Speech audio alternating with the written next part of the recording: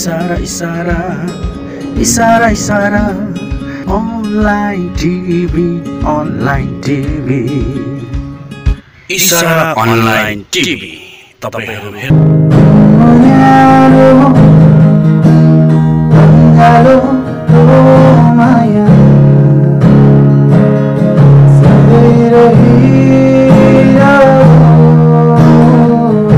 गीत गाइदिउ त भने कस्तो लाग्छ एक कुरा गरिरहेको छ कस्तो गीत गाऊ भनेर फेरि अर्को कुरा निकाल्यो होला पहिला कुरा सकिन दिउँ न अनि पो गीत गाउने त भोइस भन्दा अगाडि चाहिँ खासै आउँथेन है अब अहिले चाहिँ आउँछ हैन अहिले चाहिँ आउँछ अभियसली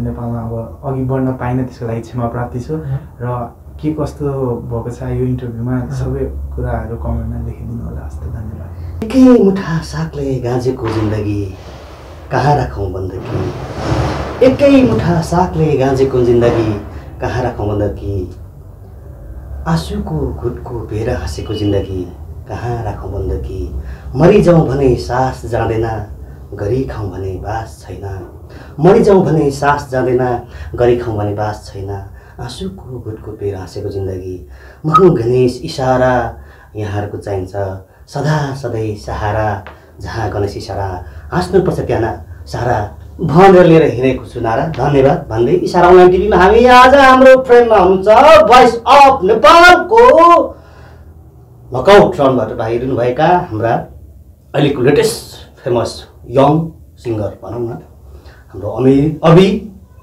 अभिदोङ तामाङज्यू हाम्रो फिल्ममा देखिसक्नु भएको छ यहाँले सायद चिनिसक्नु भएको होला यहाँलाई स्वागत गर्न चाहन्छु अभिदोङजी नमस्कार। नमस्ते लासु फ्याफुला फ्याफुला सन्चै हुन्छ एकदम के छ हालखबर म एकदम ठिकै छु सिङ्गिङको यस्तो पावर छ हैन यो जस्तो अब सङ्गीतको यति साह्रो तागत छ कि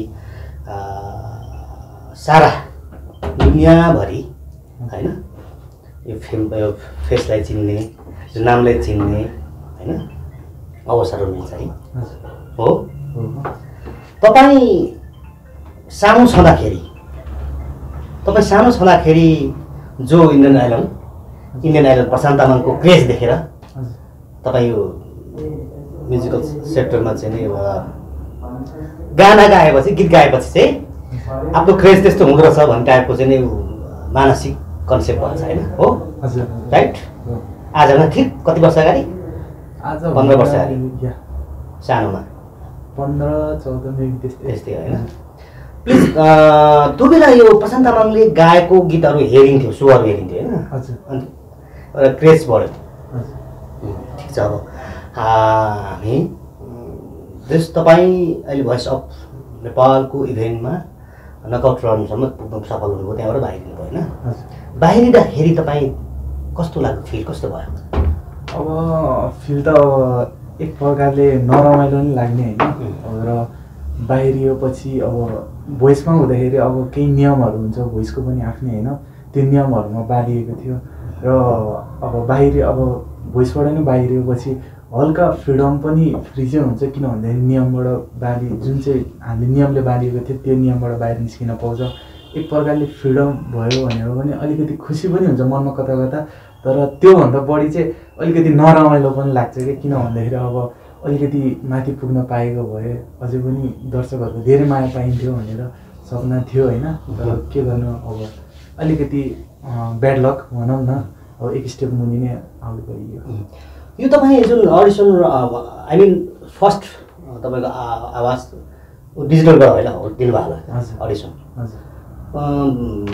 सेलेक्ट हुने खबर पाउँदाखेरि होइन इन्फर्म आउँदाखेरि कतिको खुसी हुनुभएको थियो मैले त के सोचेको थिएँ भने मैले सिजन 1मा पनि ट्राई गरेको थिएँ सिलेक्ट भइनँ सिजन 2मा नि गरेको थिएँ सिलेक्ट भइनँ सिजन 3मा पनि गरेँ अनि सिजन 3मा गर्दाखेरि चाहिँ मैले चाहिँ के सोचेको थिएँ भने सिजन 1मा पनि भएन 2मा पनि भएन 3मा पनि खै हुँदैन होला भन्ने टाइपको भावना त्यस्तो चाहिँ थियो एक दिन अननोन कल आयो होइन मेबी त्यस्तै दिउँसो 3 बजे 4 बजेतिर कल आएको थियो क्या हो अनि के भन्नुभयो भने अभिजी बोल्दै हुनुहुन्छ भन्नुभयो। अनि हजुर म अभि बोल्दैछु भनेको।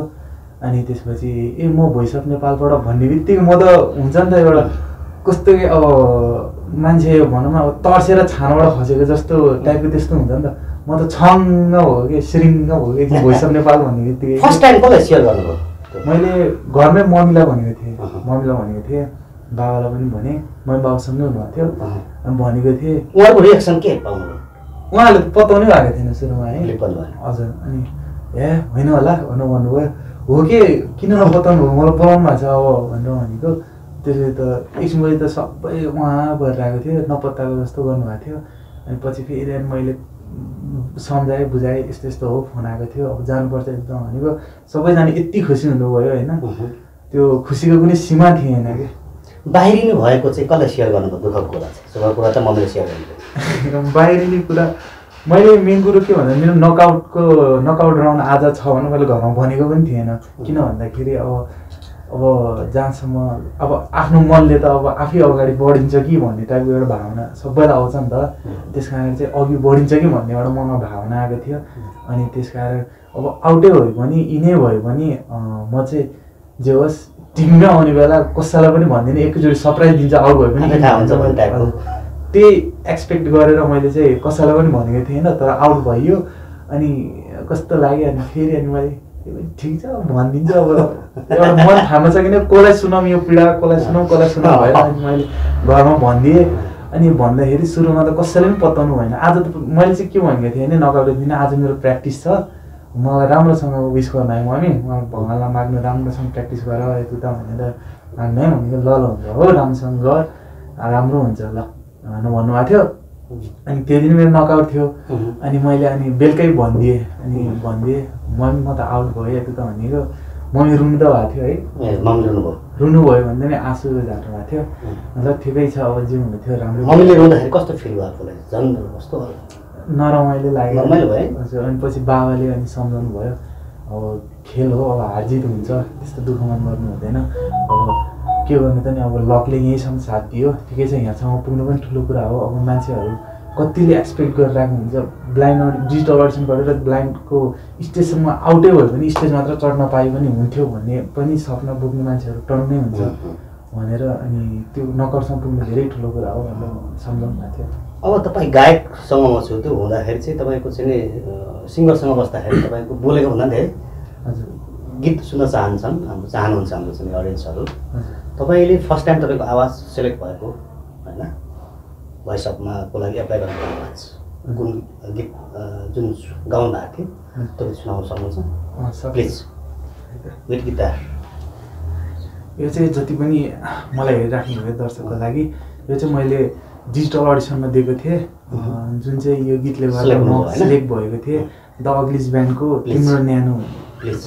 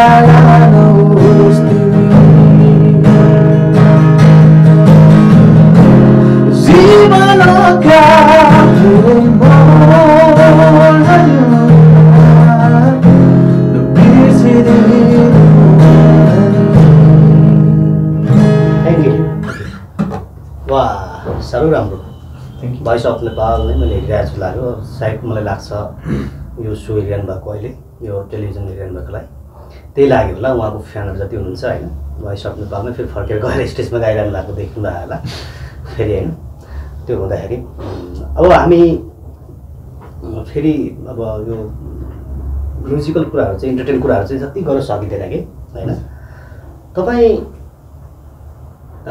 गीत गाउँदाखेरि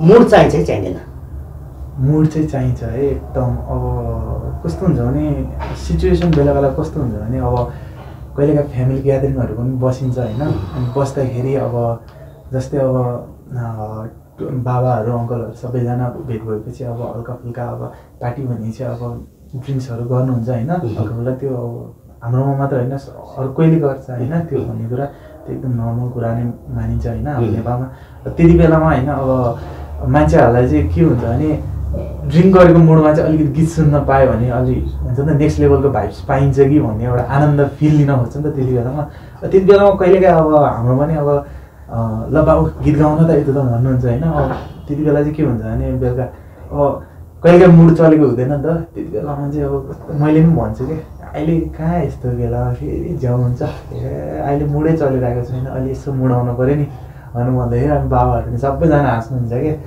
कस्तो हुँदा नि गीत गाउने कला पनि अनि अब त जति बेला पनि भने त्यति बेला गाउनुपर्छ नि यता त हामीलाई त्यस्तो भन्नुहुन्थ्यो कि अनि मैले चाहिँ सम्झाउँथेँ कहाँ हुन्छ हो अलिकति मुड त छैन त्यस्तो हुन्थ्यो कि गर्लफ्रेन्डलाई फोनमा सुनाएको छैन गीत कहिले सुनाएको होइन त्यस्तो गर्लफ्रेन्ड त छैन हो अहिले हेरिरहनु भएको छ भने चाहिँ फेरि गाली खाइन्छ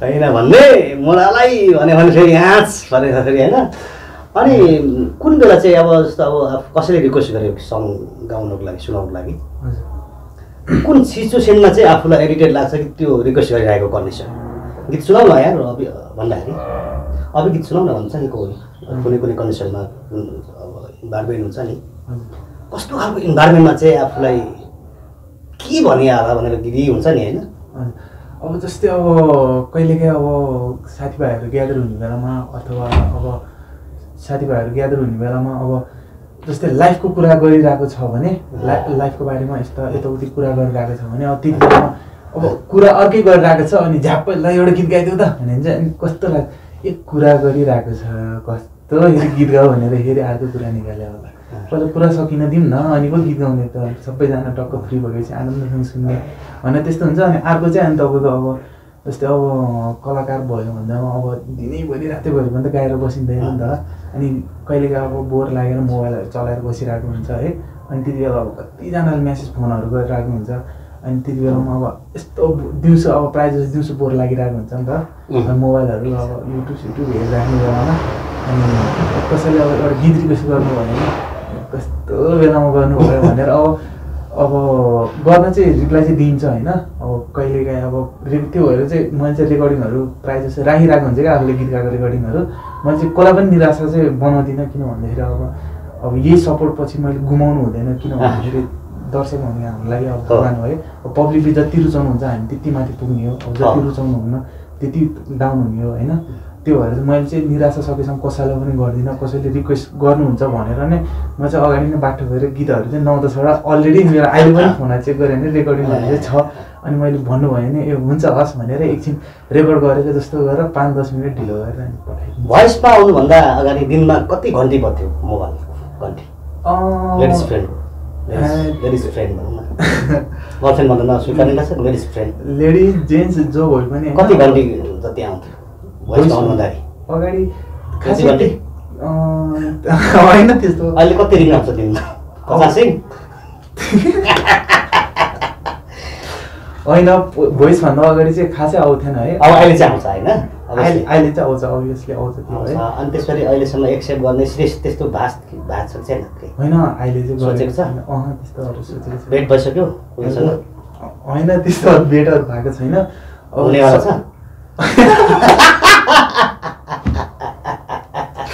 मलाई लाज फोटो बनाइदिनु भयो हो होइन त्यस्तो होइन मैले भन्न खोजेको अब सबैजना फेसबुकमै अब इन्स्टाग्राममै कुरा गरिन्छ है सबैजनाले कुरा म्यासेज गर्नुहुन्छ सबैले रिप्लाई दिइरहेको हुन्छ अब धेरैजनाले म्याच गर्नुभएको हुन्छ अब 300-400 जना यत्तिकै हुन्छ है अब नम्बरहरू कता कताबाट पाउनुहुन्छ वाट्सएपमा मेसेज टेक्स्ट गर्नुहुन्छ है सकेसम्म सबैले रिप्लाई दिइरहेको हुन्छ अनि फोन मेसेज चाहिँ भोइसमा आउनुभन्दा अगाडि त्यस्तो खासै आउँथेन लगभग भन्दाखेरि आउँदैन भन्दा पनि हुन्थ्यो किनभने त्यो गिगहरू गर्नको लागि बारहरूबाट फोन आउँथ्यो अनि त्यो कता प्रोग्रामहरू भयो भने त्यो अर्गनाइजरहरूले फोन गर्नुहुन्थ्यो अनि भोइसमा आएपछि अब सबैजनाले चिन्नुभयो होइन गएपछि अनि धेरैजनाको फोन मेसेज फ्रेन्ड रिक्वेस्टहरू हुन्छ नि त धेरै आयो त्यो चाहिँ आउँदै गर्छ अब एउटा पुरानो सङ्ग हुन कुनै सुनौँ न एउटा पुरानो अब जस्तो अब लेजेन्डली एउटा चाहिँ पुरानो सिङ्गरले गाउनुको कुनै सङ अब त्यो भन्दा आधुनिक टाइपको भन्दा पनि अब म रक जनरको पऱ्यो होइन त्यो रक प्याटर्नले गाएको त कस्तो सुनिन्छ भनेर सुन्न खोजेको होइन त्यो मलाई अब क्लासिकल सङहरूको त्यति साह्रो ज्ञान चाहिँ छैन है त्यो मैले सुन्न त सुनेको छु उहाँहरूले जसरी गाउन चाहिँ सकिनँ है त्यसको लागि क्षमा प्राप्ति छु तर ट्राई गर्छु ट्राई भन्दा पनि म चाहिँ एउटा पुरानो गीत छ होइन चाहे माया गर या नगर म त्यही गाइदिन्छु है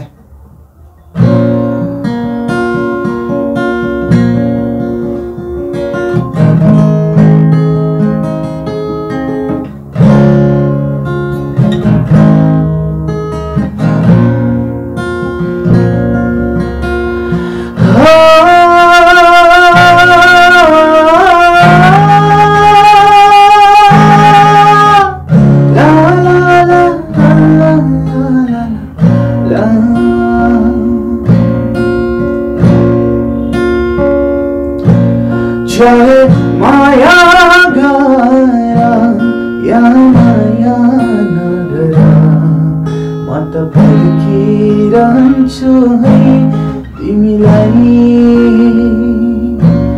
चाहे आउँछु भन या आउँछु नभन म त पर्खिरहन्छु है तिमीलाई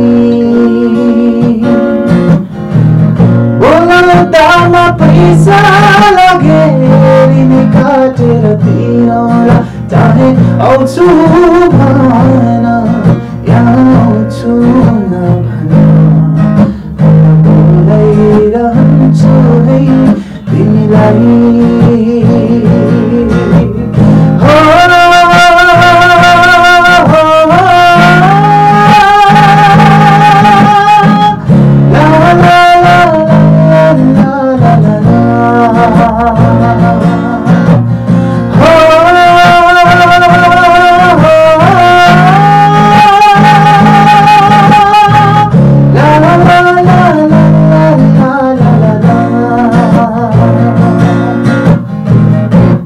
Bone paltane natta bazune lahore natta bone paltane natta bazune lahore hirchu bhane lamchu hai kanchi mata yestai jagore chahe hirchu bhana ya hirchu na bhana mata bolairanchu hai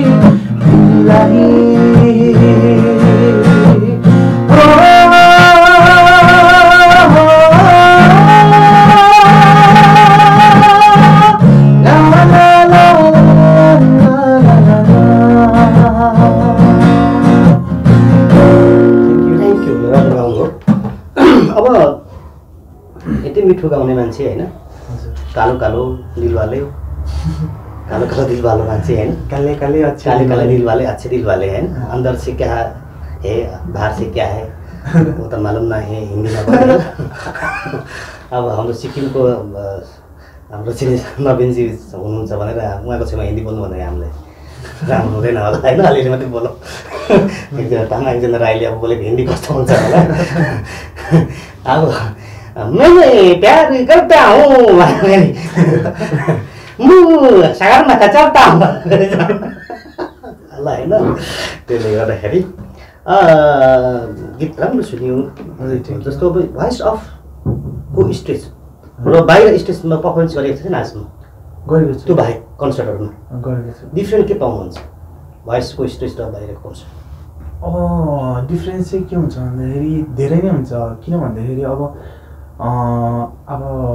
हामीलाई हेरिराख्नु भएको जति पनि दर्शकहरू हुनुहुन्छ नि त, उहाँहरूले के सोच्नुहुन्छ भने अब मलाई मात्र होइन कि अब कहिलेकाहीँ अब भोइसको स्टेज यस्तो स्टेज हो कि त्यहाँ पुगेपछि एउटा त्यो बाहिरको स्टेज र भोइसको स्टेजमा धेरै नै डिफ्रेन्स हो। किन भन्दाखेरि भोइसको स्टेजमा चढ्ने बित्तिकै तपाईँको एउटा छुट्टै भाइब्स आउँछ कि मान्छेहरूले के भन्नुहुन्छ भने अब कहिलेकाहीँ कहिलेकाहीँ हल्का फुल्का बिग्रिन्छ होइन गीतहरू अब भोइसकै स्टेजमा पनि।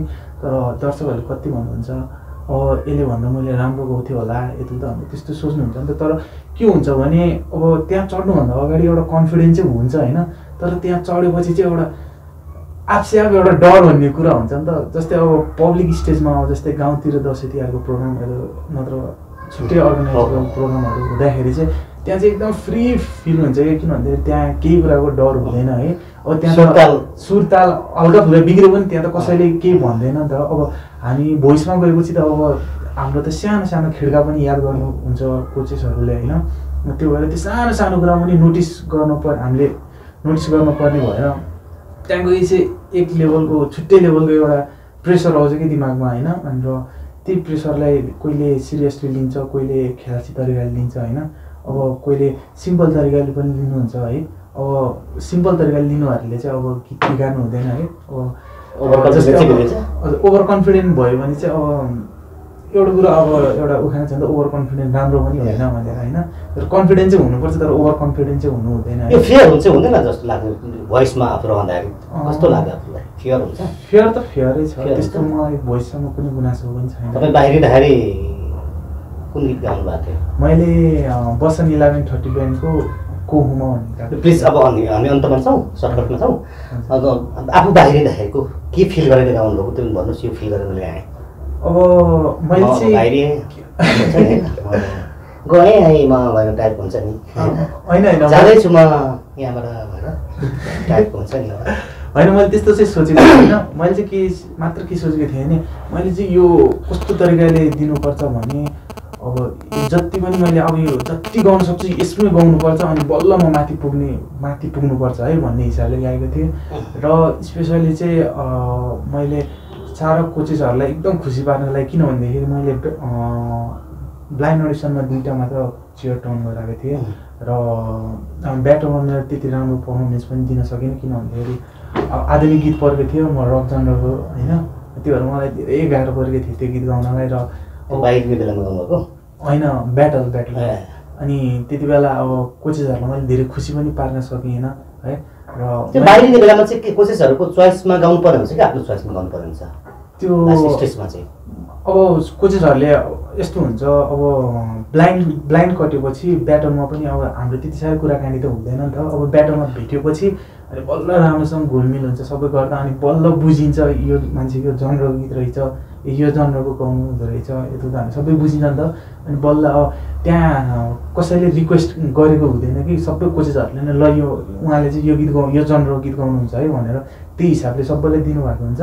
र मलाई पनि त्यही भएको पछि ब्याटल हुनुभन्दा अगाडि नै थाहा पाइसक्नु भएको थियो। तर बट उहाँहरूले गीत चाहिँ सिलेक्सन गरिसक्नु भएको थियो होइन मेरो लागि।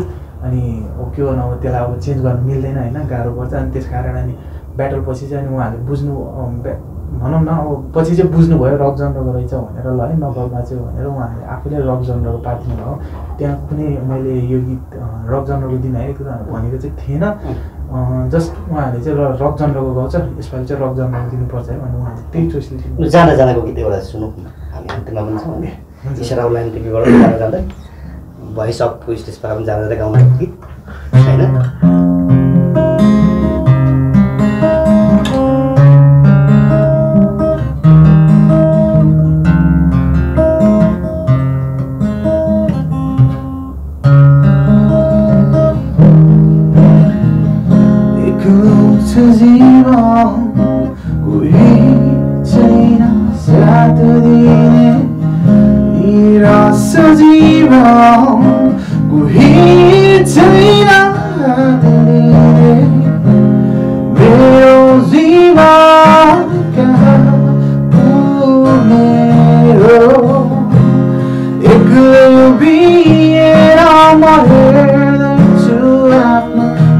भविष्यलाई खुमा के हो मेरो नाम किन म यो संसारमा खुमा के हो मेरो नाम किन म यो संसारमा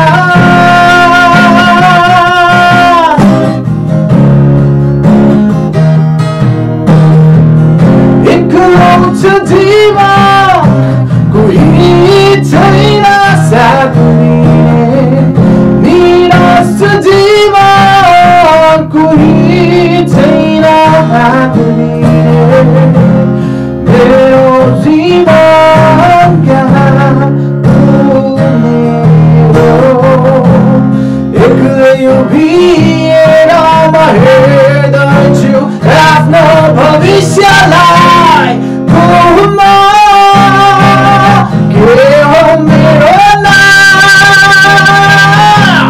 किन म यो संसारमा खुमा के हो मेरो नाम किन म यो संसारमा थ्याङ्क यू। अब अन्तमा हामी छौँ। अब यो चाहिँ इसारा अनलाइन टिभीको लागि अभिदोङ तमाङज्यूले चाहिँ अब भोट राउन्डमा पुगेको जस्तै फिल गरेर यो सब्सक्राइब माग्दिनु पर्नुहुन्छ हाम्रो इसारा अनलाइन टिभीलाई। प्लिज तपाईँको थ्रुबाट इसारा अनलाइन टिभीलाई लाइक कमेन्ट सब्सक्राइब तपाईँले माग्दिनु पर्ने हो। नमस्कार, म अभिदोङ तमाङ भोइस अफ नेपाल कुनागौरमा सम्मान पुग्न सफल भएको गायक त्यो भन्नु पर्दैन अभिदोङ तामाङ। नमस्ते, म अभिदोङ तामाङ। इसारा अनलाइन टिभीलाई लाइक कमेन्ट सब्सक्राइब गर्नुहोस् है, प्लिज नभुल्नुहोला। नमस्ते है। अब अघि नै उहाँले भनिसक्नुभयो मेरो नाम, त्यही पनि म भन्न चाहन्छु।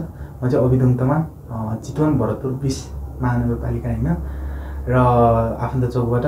र जति पनि यहाँ मलाई हेरिराख्नु भएको छ इसारा अनलाइन टिभीबाट उहाँहरू सबैजनालाई मेरो तर्फबाट नमन छ।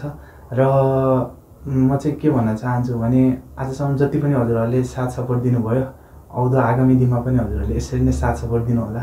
र अब केही दिनमा अब केही हप्तामा अब मेरो गीतहरू पनि आउँदैछ, त्यो गीतहरू पनि सपोर्ट गरिदिनु होला। र जति पनि इसारा अनलाइन टिभी हेर्नुभएको छ यो च्यानललाई लाइक सेयर कमेन्ट सब्सक्राइब गरिदिनु होला। र मेरो यो इन्टरभ्यूहरू कस्तो भयो के भयो र मेरो गायकी अब भोइस अफ नेपालमा अब अघि बढ्न पाइनँ, त्यसको लागि क्षमा प्राप्ति छु। र के कस्तो भएको छ यो इन्टरभ्यूमा सबै कुराहरू कमेन्टमा लेखिदिनु होला। हस्त धन्यवाद। Thank you so much Abhiji. इसारा अनलाइन टिभीमा आज अभिदोङ तमाङलाई हेर्नुभयो फ्रेन्डमा। यहाँहरूले हाम्रो कुराकानी कस्तो लाग्यो लाइक कमेन्ट सब्सक्राइब गरिहाल्नु नै हुनेछ पक्कै पनि, उहाँले पनि भनिसक्नुभएको। आजलाई म गणेश इसारा क्यामेरा पर्सन देवन चामलिङ बिदा हुन चाहन्छौँ। धन्यवाद। Thank you so much.